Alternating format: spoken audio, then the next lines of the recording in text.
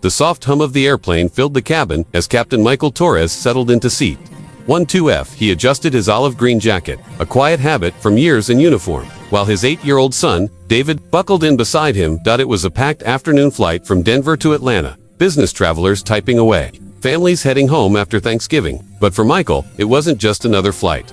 6 months earlier, he'd left the Air Force after 15 years. The decision had weighed on him. Flying had been his life, his identity. But after losing Maria 2 years ago, David had only him left. The boy didn't need video calls from across the world. He needed his dad home. "Dad, look, jets," David whispered excitedly, pressing his nose to the window. Michael smiled, following his son's gaze. "Those are F-22 Raptors," he said softly. "Fastest, most advanced fighters in the world." A woman across the aisle looked up from her laptop, curiosity lighting her face. She was in her late 30s, blonde hair, neatly tied back, dressed in a navy blazer. "Excuse me," she said politely, "you seem to know your aircraft. Are you in aviation?" Michael gave a modest nod. "A little experience." "Yes," she smiled, extending her hand. "Sarah Coleman, journalist, Aviation Weekly. I'm actually writing a piece on modern air combat pilots. Mind if I ask about your background?" Before Michael could answer, David piped up proudly. "My dad used to fly those, the really fast ones." Michael chuckled softly, placing a gentle hand on his son's shoulder. "David, we talked about he's not bothering me,"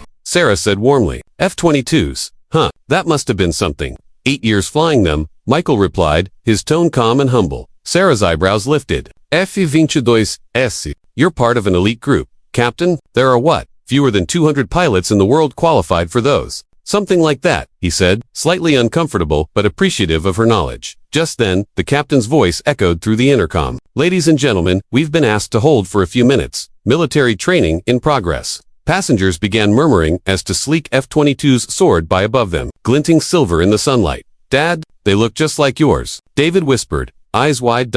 An older gentleman behind them leaned forward. "Son, did you say your father flew those?" "Yes, sir. He's got medals and everything." Michael flushed, gently shaking his head. "David," Sarah leaned in, intrigued. "If you don't mind me asking, what was your call sign?" Michael hesitated. That wasn't a question he often answered, but the look on his son's face, full of pride, nudged him forward. "Phantom," he said quietly. The reaction was instant. A man several rows ahead, military posture, civilian clothes, turned around sharply. "Phantom, did I just hear Phantom?" he called. He made his way down the aisle, extending his hand with a broad grin. "Major Tom Bradley, F-16 pilot, Shaw Air Force Base. Sir, it's an honor. You're the Phantom, the red flag record holder." The cabin buzzed with whispers. Michael sighed lightly, giving a modest nod. Sarah blinked. "Record holder," Major Bradley explained, his voice brimming with admiration. "Red flag is the world's most advanced air combat training. Phantom here scored 17 simulated kills in 5 days, a record that still stands." An elderly woman across the aisle gasped. "My goodness, you're a hero." Michael smiled politely. "Just a pilot doing his duty, ma'am. The real heroes are the ones who didn't come home."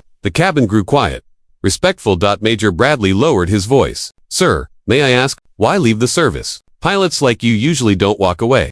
Michael glanced at David, who was listening intently. "Because my son lost his mother, and he needed his father, not a man thousands of miles away. Some missions are more important than flying." The hum of the engines filled the silence. Sarah closed her laptop, her expression soft. "That must have been a hard choice." "The hardest," Michael admitted. "Flying was everything I knew. But this," he squeezed David's small hand, "this is where I'm needed most."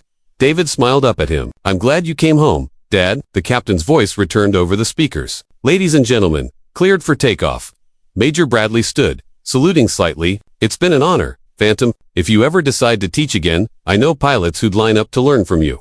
Michael nodded with quiet grace. "Thank you, Major, but my wings are grounded for now." As Bradley returned to his seat, Sarah leaned over once more. "Captain Torres, someday, would you consider sharing your story? Not the missions, but the meaning, the sacrifice, the humanity. People need to hear it." Michael looked out the window as the plane lifted off, the F-22s shimmering in the distance like ghosts of his past. "Maybe one day," he said softly, "but right now, my most important mission is sitting right here." David looked up at him, eyes shining. "When I grow up, I want to be just like you, Dad." Michael smiled, his voice steady and warm. "Then be kind, be brave, and always put family first. The rest will follow." As the clouds parted beneath them, Michael Torres, the man once known as Phantom, held his son's hand. Content in the quiet truth that the greatest acts of heroism don't always happen in the skies. Sometimes, they happen in the simple choice to come home.